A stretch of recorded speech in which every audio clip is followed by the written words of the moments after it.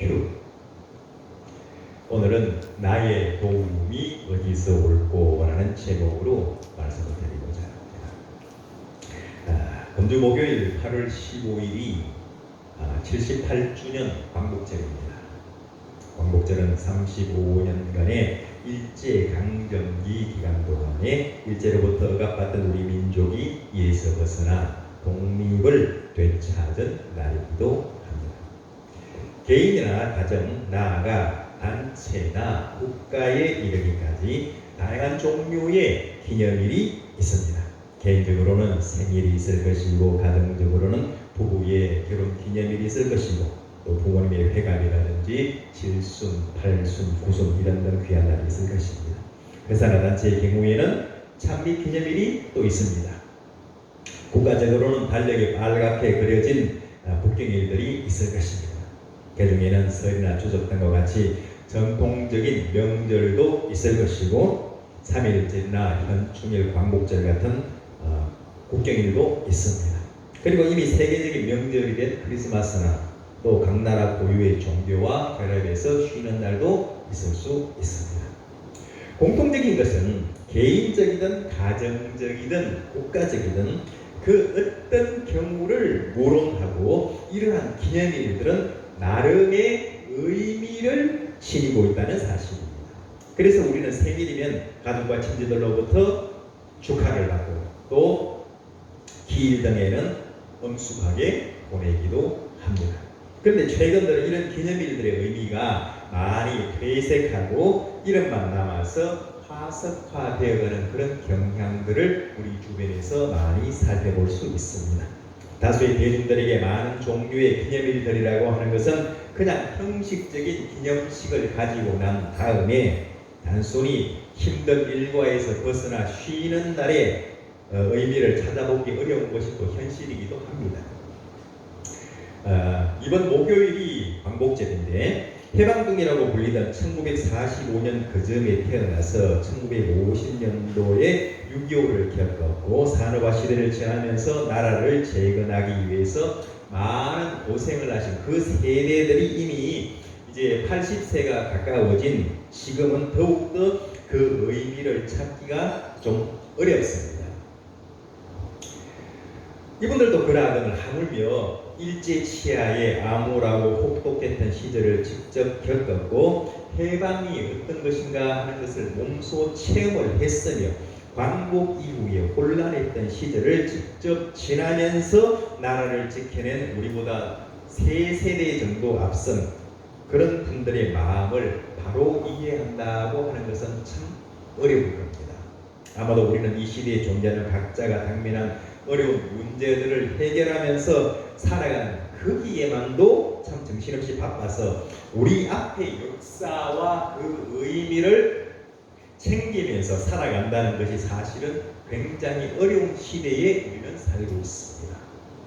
그렇지만 이 시대에서 젊은 지성인으로 살아가면서 우리의 역사와 미래에 관심을 가지고 살아가는 그런 젊은이라면은, 특히 지성인일 수밖에 없는 하나님의 자녀로 이 시대를 살아가는 사람이라면은, 전문지식을 가지고 말할 수는 없다고 하더라도 최소한 달력에 빨갛게 기념일로 기록된 그 날들에 대해서 분명히 알고, 자신의 경혜나 이런 날들의 의미에 대해서 우리 젊은이들은 한마디 정도는 할 수 있어야 한다는 이야기입니다. 나는 인생에서 많은 경험을 한 분들이 그런 이야기를 많이 합니다. 공짜는 없다고 말해요. 대가 없이 그저 주어지는 것은 없다는 말입니다. 저는 여기에서 한 가지를 더 추가해서 말하고자 합니다. 그것은 바로 우연이라고는 없다는 겁니다. 하나님의 자녀라면 바로 이렇듯 공짜는 없고 우연은 없다는 사실을 분명히 알고 있어야 합니다. 우리의 역사와 미래, 그리고 자기 자신의 인생을 바라볼 수 있어야 하는 거예요. 그리고 적어도 지성인이라면 역사는 그 형태와 상황만 달라질 뿐 역사는 반복된다는 사실을 우리는 알아야 됩니다. 이게 바로 우리가 역사를 배우는 이유이기도 합니다. 광복절과 광복에 대해서 젊은이로서 그리고 하나님의 자녀로서 우리는 분명한 사실을 알고 이에 대해서 적극적인 견해를 가지고 있어야 합니다. 먼저 내부로부터 무너져서 외부의 침략에 조금 더 적극적으로 대응할 수 없었던 구한말의 상황과 우리 역사에 적극적으로 개입하신 하나님의 역사와 관련한 사항들을 우리는 알고 있어야 한다 이 말입니다. 우리는 종종 우리 언론이나 정치인들이 외신 보도를 인용하면서 말하는 것을 종종 듣게 됩니다. 그들 주장의 신빙성을 우리나라 주장의 내부의 주장보다 보도보다 외신 보도에 더 크게 의존한다는 이야기죠. 외신이라고 해도 그 외신의 성향에 따라서 다른 글이나 다른 주장을 할 수 있기 때문에 전적으로 외신을 신뢰할 수는 없습니다. 그렇지만은 그럼에도 불구하고 여러 외신들의 내용을 종합해서 판단한다면은 나름대로 어느 정도 객관성을 가질 수는 있기 때문에 그렇다는 얘기예요. 서울시의 후문으로 고문원 연구회가 유럽이 그린 구한말 조선이라는 그 책자를 펴냈는데 이것은 19세기 중반부터 1910년 사이 유럽에서 당시의 조선, 한국이죠. 한국을 어떻게 바라보았는지 보여주는 자료들을 쭉 모은 것이 있습니다. 여기에는 일러스트레이션이라는 프랑스 잡지와 더 일러스트레이티드 런던 뉴스, 더 그래픽 영국, 더 블라디라다치 독일 같은 잡지들이 실렸던 만편과 기사 등 그동안 국내에서 수집하기 어려웠던 여러 자료들을 모아서 실어놓은 책자입니다. 한마디로 표현하자면 구한말 당시에 유럽에서 한국을 바라본 시각이 무엇이었습니까? 그것은 바로 중국하고 일본 사이에 놓인 먹거리였다는 겁니다. 당시 조선은 중국과 한국 사이에 놓인 먹거리였다. 실제 우리 역사를 바라보게 되면 청일전쟁도 있었고 러일전쟁도 있었고 있었지 않습니까? 청일전쟁 발발 직전인 1894년 7월 15일 오스트리아 잡지인 데어플로는 크랩입니다. 크랩. 개를 사이에 두고 중국인과 일본인이 싸움을 벌이는 장면을 그린 만편을 실었습니다. 우리가 국사를 통해서 배운 바와 같이 대원군의 세국 정책 이후 매우 외환에 시달렸던 조선은 서구 열강의 침탈을 받았으며 나라는 이미 망조에 접어들었습니다. 누가 뭐래도 누가 침략을 해서 숟가락을 얹어도 망할 수밖에 없는 그런 상태에 접어들어 있었다는 이야기입니다. 청일전쟁, 러일전쟁의 전쟁터가 어디였습니까? 바로 우리나라였습니다. 청나라와 일본이 싸우면서 전쟁은 우리나라에서 했습니다. 러시아와 일본이 싸우면서 전쟁은 우리나라에서 했다.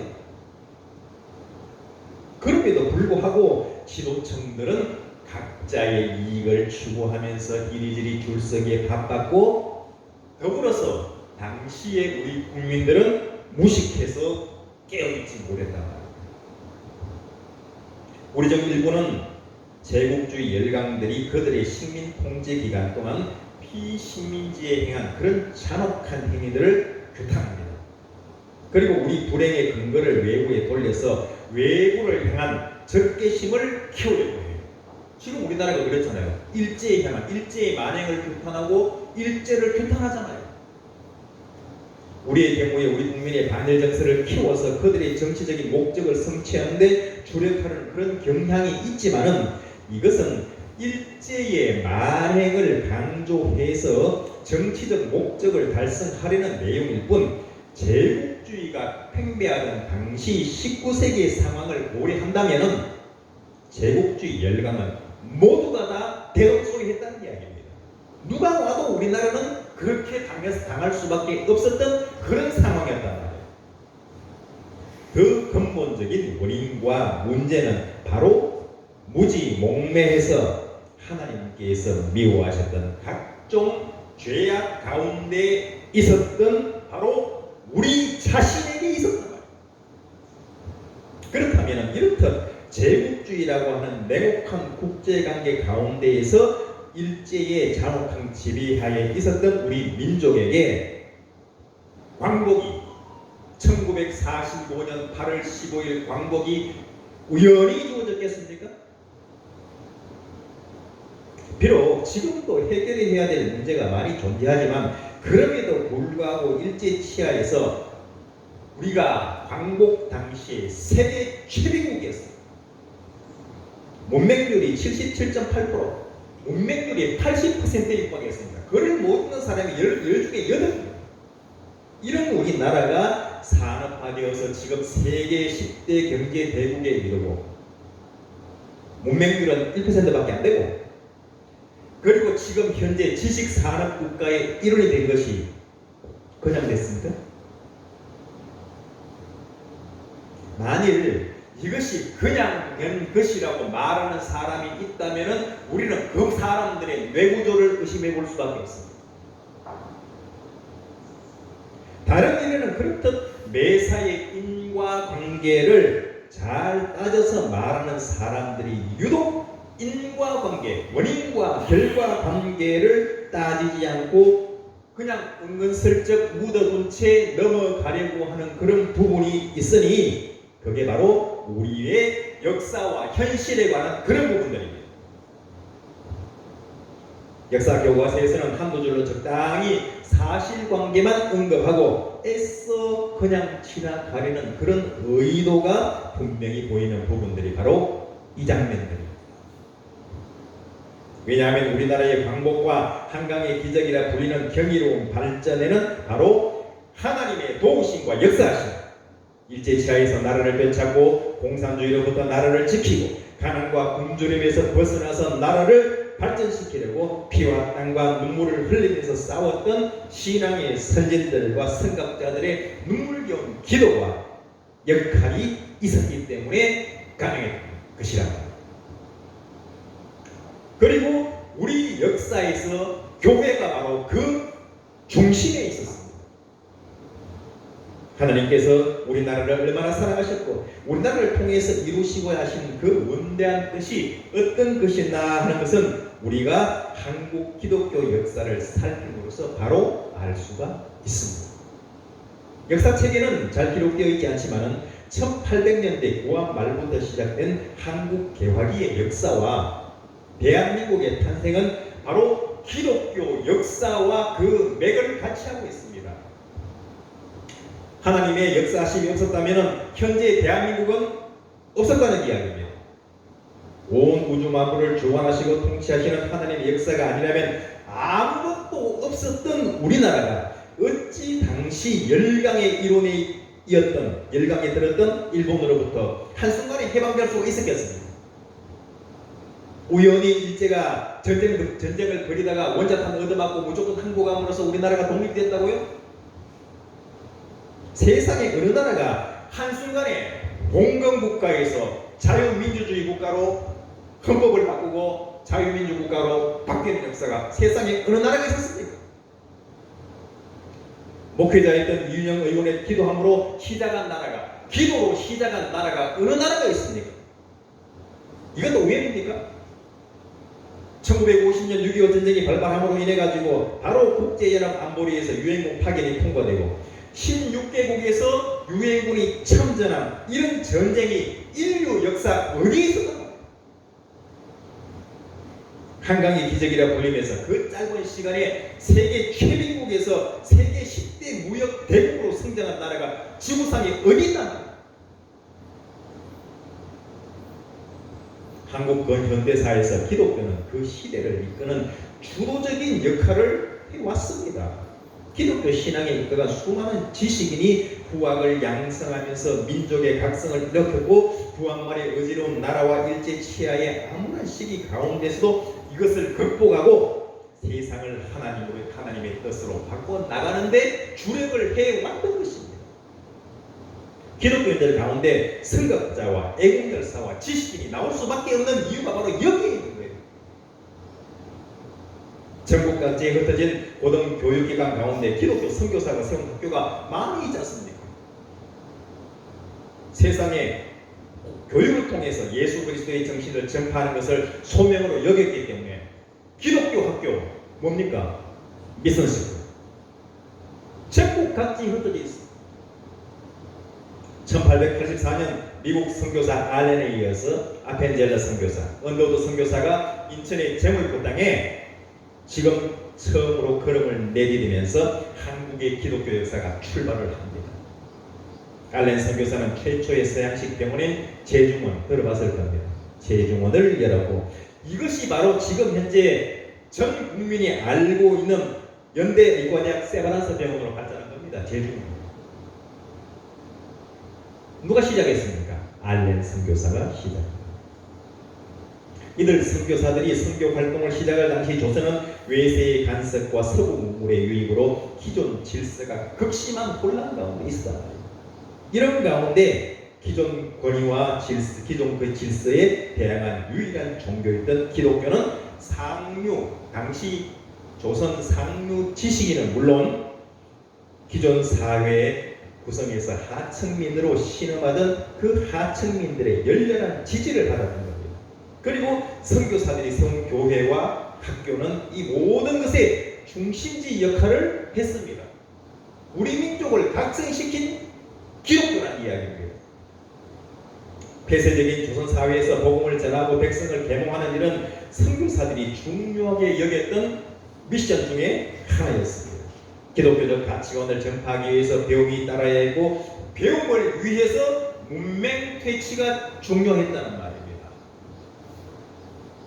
그리고 그 때문에 기독교 가치관에 입각해서 성경을 국어로 번역해서 가르쳤고, 사회 발전을 견인해 나가려면 누구에게나 열려있는 그 새로운 교육기관을 바로 교회에서 선교사들이 세웠다는 이야기입니다.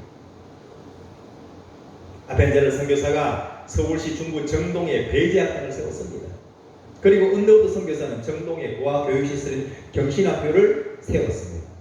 이 경신학교 대학부가 나중에 연희전문학교로 발전을 하고, 이 연희전문학교가 지금 현재 연세대학교의 전신입니다. 그리고 여자 선교사였던 스그랜턴 선교사는 여성교육의 중요성을 인식하고 정동 자택에서 여학생들을 가르치기 시작했는데, 그것이 뭡니까? 바로 이화학당이며 현재 이화여자대학교의 전신입니다. 지극히 당연히 초기 기독교 학교들은 민족 지도자 양성의 산실 역할을 했던 곳입니다. 당시 19살 청년이었던 청년 누구였습니까? 이성남. 당시 19살이었습니다. 이 청년 이성만은 1894년 배제학당에 입당해서 영어 등 새로운 학문을 익히며 세상을 보는 눈을 넓혔습니다. 이후에 이성만은 선교사의 공문을 받아서 미국으로 떠나서 조선의 자주권을 되찾기 위해서 독립활동을 시작했다는 겁니다. 1895년에 결성된 독립협회, 많이 들어봤을 겁니다.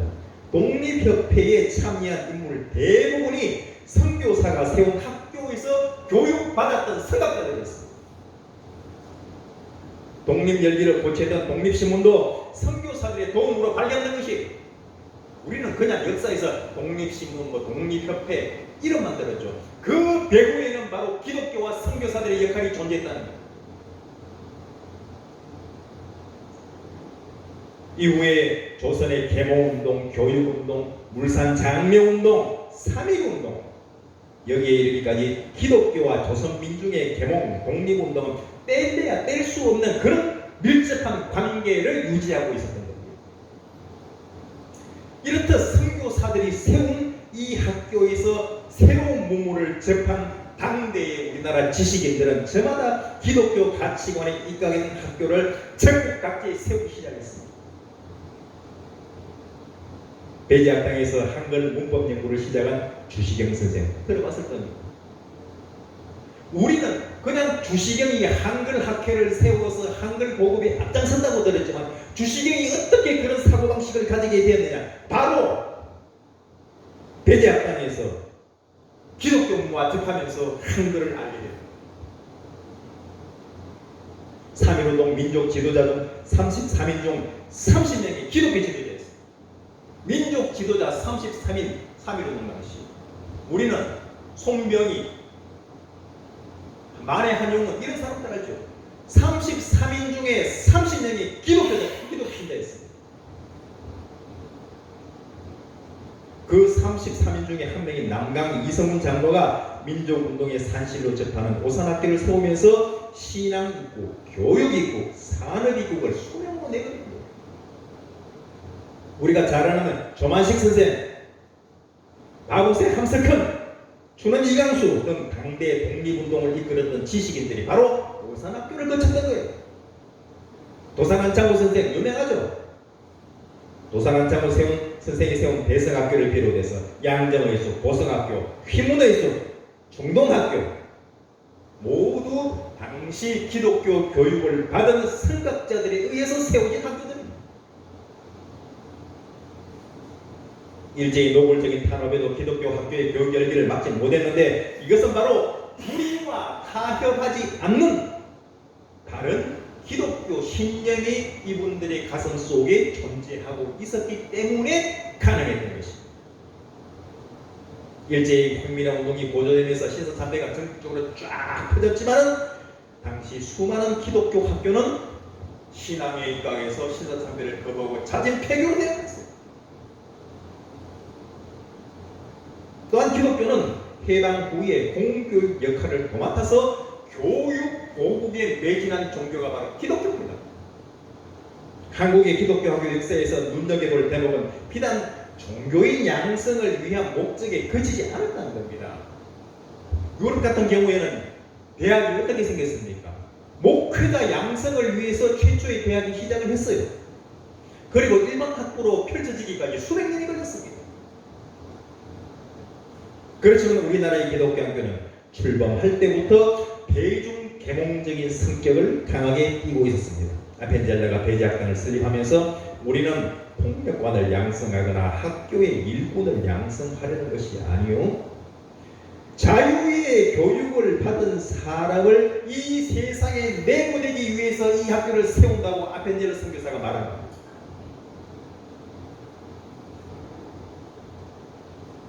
오직 입신양명의 발판으로만 여겼던 그 조선의 교육제도와는 천지 차이.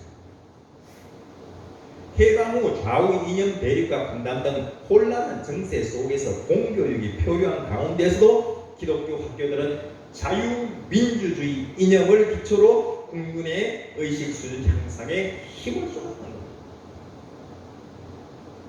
연희전문학교, 연세대학교 전신이죠. 연희전문학교에서 수학한 뒤에 훗날 기독교 신문을 창간한 백남 김연준 장로는 한양학원을 설립해가지고 지금의 한양대학교와 부속 한양대학교, 부속 초등, 중등, 고등학교를 세워서 교육보국에 투신했습니다. 한양대학교도 최초에는 연희전문학교에서 배운 사람이, 기독교 정신을 배운 사람이 세운 학교가 한양대학교입니다. 미국의 여자 선교사 미스 골던이 전주에 세운 기전여학교에서 수학한 성당 이명신 박사가 세운 학교가 어디냐? 바로 서울의 중앙대학교입니다. 민중명호 설립자인 상어 유석태 박사가 세운 건국대학교, 독실한 기독교 신자였던 미원 조원식 박사가 설립한 경희대학교, 지금 현재 국내의 유수한 모든 대학과 학교들은 모두 기독교제다.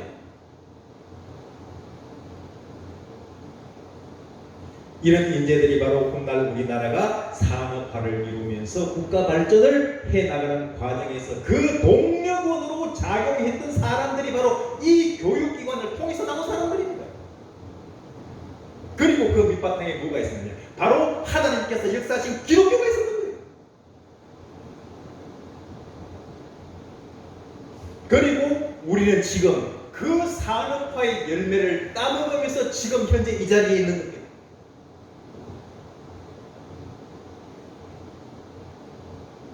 지금 우리는 대한민국의 교회들은 또 이 우리가 받은 이 귀한 복음을 전 세계에 수출하기 위해서 각 교회에서는 많은 선교사들을 다른 나라로 보내고 있지 않습니까?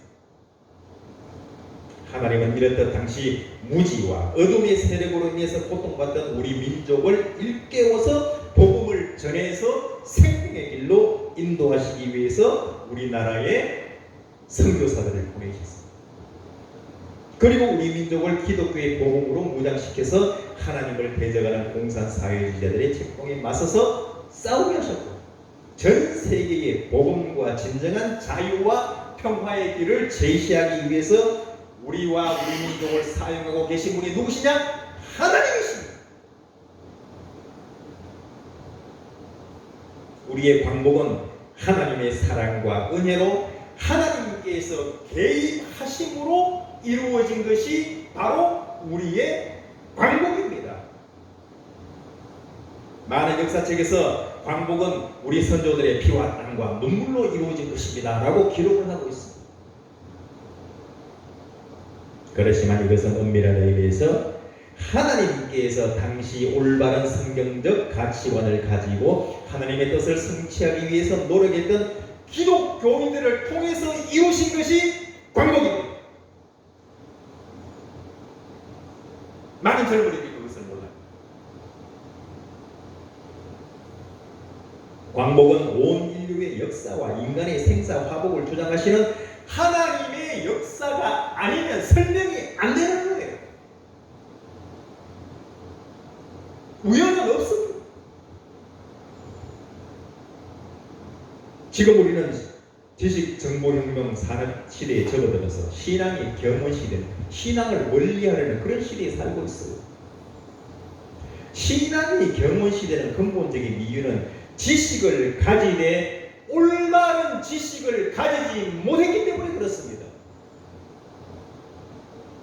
진정한 신앙에는 세상의 모든 이념과 정치 제도를 성경적으로 바라보고 판단할 수 있어야 하는 겁니다.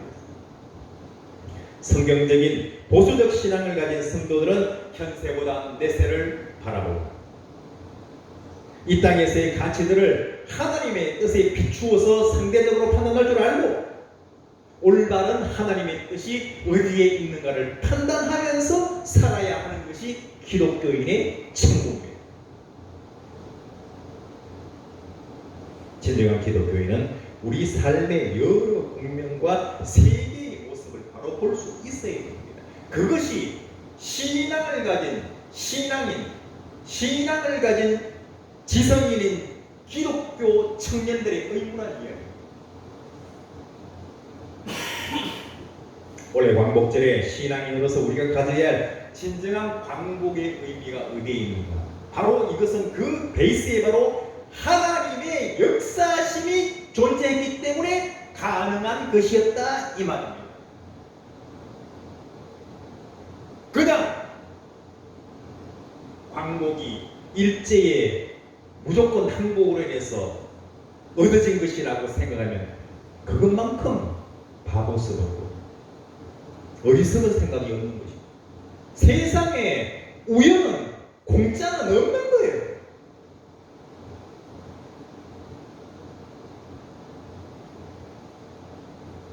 그것이 바로 우리 역사 가운데 함께 하시던 하나님의 역사를 바로 깨달아 알고 하나님의 뜻이 어디에 있는가를 판단하면서 지금 내가 신앙을 가진 청년으로서 신앙인으로서 하나님의 뜻이 어디 있는가? 신앙인으로서 성경이 무엇을 말하고 있는가? 진정한 성경이 말하는 자유와 평등이 무엇인가? 판단해야 됩니다. 지금 현재 사회적으로 돌아가고 있는 모든 내용들이 과연 하나님께서 기뻐하시는 일인가를 신앙적인 눈으로 바로 뜨고 판단할 수 있는 그런 능력을 가지는 것이 중요하다. 그래서 진정 하나님의 귀한 뜻을 항상 공부해서 찾으시는 그런 신앙인으로 서시기를 우리 주 예수 그리스도의 귀하신 이름으로 축원합니다. 기도합시다.